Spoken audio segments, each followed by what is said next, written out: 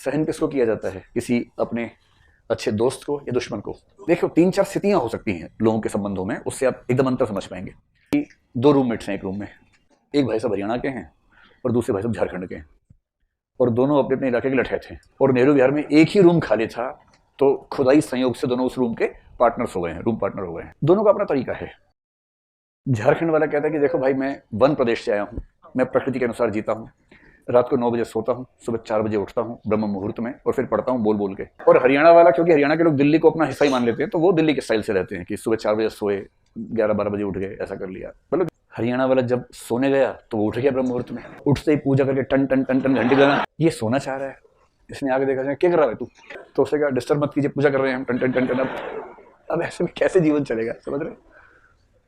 तो ये खून का घूंट पी के लेटा हुआ है, क्योंकि दूसरा रूम उपलब्ध नहीं है कोई भी। इसने कहा ठीक है, कर ले तो पूजा पाठ, रात को मैं भी करूंगा फिर पूजा पाठ, कर तो पूजा पाठ है। अब ये किस तरह से मैनेज किया? रात को 9 बजे झारखंड वाला सोने गया, ये उठ गया, म्यूजिक चलाया, अभी तो पार्टी शुरू। ये लोग देखिए क्या होगा, 2 स्थिति, पहली स्थिति रूम चेंज कर ले, और पूरे नेहरू विहार में एक ही रूम है जिसमें दोनों रह सकते हैं किसी। अब जो गुण विकसित होगा वो है सहनशीलता, और ये गुण विकसित होने से पहले 3-4 बार जूतन पैजार हो चुका होगा। जूतों का आदान प्रदान अस्त्र के रूप में, शस्त्र, चप्पल फेंक के मारी, जूता फेंक के लौटा, वहां से वापस मुंह पे छपा, 8 नंबर छप गया मुंह के ऊपर, मार पिटाई चल रही है, एक ने 2 मुक्के मारे, उसे लात मारी कस के, दरवाजा टूटा, खिड़की टूटी, ये सब हुआ, पट्टियां बंधी, डॉक्टर साहब, वो सब कुछ हुआ। फिर 4 दोस्त इनके, 4 दोस्त उनके, 2 पुलिस वाले, सब लग समझा रहे कि भाई जब रहना साथी है तो ठीक से रह लो।